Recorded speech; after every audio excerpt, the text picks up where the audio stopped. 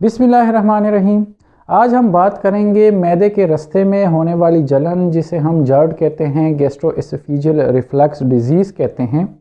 ये वाली बीमारी किस तरह होती है, इससे क्या क्या आपको नुकसानात हो सकते हैं, क्या क्या कॉम्प्लिकेशन आती हैं और इससे आपने बचना किस तरह है, क्या क्या ज़िंदगी में आपने चेंजेस लानी है ताकि आप इस बीमारी से बच सकें। देखें, अल्लाह ताला ने एक नेचुरल सिस्टम बनाया है कि आपके मैदे में बनने वाला तेज़ाब आपके ऊपर एसोफेगस में नहीं आता, लेकिन कुछ लोगों की ज़िंदगी की लाइफस्टाइल की वजह से या कुछ डिजीज़ की वजह से उनका नीचे वाला स्फिंक्टर लूज़ हो जाता है, जिसकी वजह से मैदे में बनने वाला तेज़ाब मैदे के रास्ते में आने लगता है और आपको मैदे के रास्ते में जलन आने लग जाती है। आपको मैदे में दर्द होता है, खाना खाने के साथ आप बहुत ज़्यादा तकलीफ़ में मुब्तला हो जाते हैं। इसकी कुछ कॉम्प्लिकेशंस होती हैं। अगर आपको ये वाली डिज़ीज़ होती है, आपको ये वाला मैदे का मसला आता है, तो आपको कांसी आती है।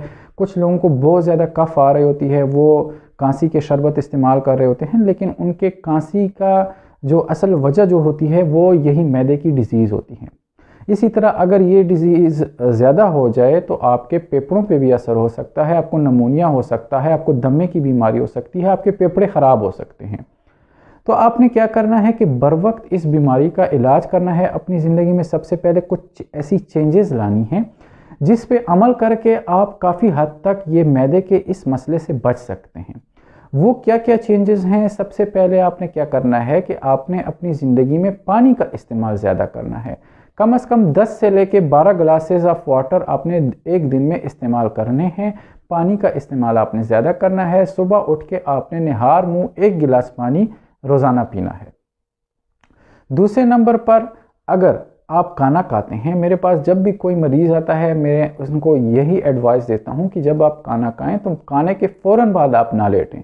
कम से कम 2 या 3 घंटे तक आप बैठें, लेटें, नॉर्मल एक्टिविटी करें, लेकिन आपने लेटना नहीं है, क्योंकि अगर आप लेटते हैं तो ये एक बहुत बड़ा रिस्क फैक्टर है खाने के फ़ौरन बाद आपको इस बीमारी में या मैदे की और किस्म की बीमारियों में मुब्तला करने के लिए।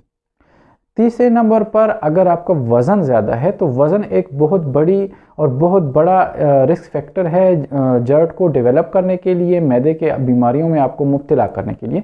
तो आप अपना वज़न कम करें, लेकिन वज़न भी आपने कुछ इस तरह कम नहीं करना कि आपने एकदम से अपना वज़न कम करना है। आपने प्रॉपर डाइट प्लान को फॉलो करके अपना वज़न कम करना है ताकि आपको कमज़ोरी भी ना हो और आपका वज़न भी कम हो सके।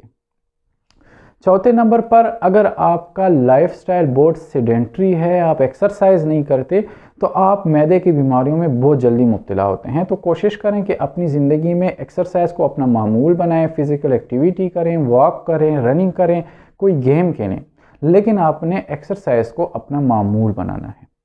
पाँचवें नंबर पर क्या करना है कि आपने बहुत ज़्यादा जंक फूड, बहुत ज़्यादा ऑयली फूड का इस्तेमाल नहीं करना, क्योंकि जंक फूड या ऑयली फूड जिसमें बहुत ज़्यादा घी का इस्तेमाल किया गया हो वो भी आपको मैदे की बीमारियों में मुब्तला करता है।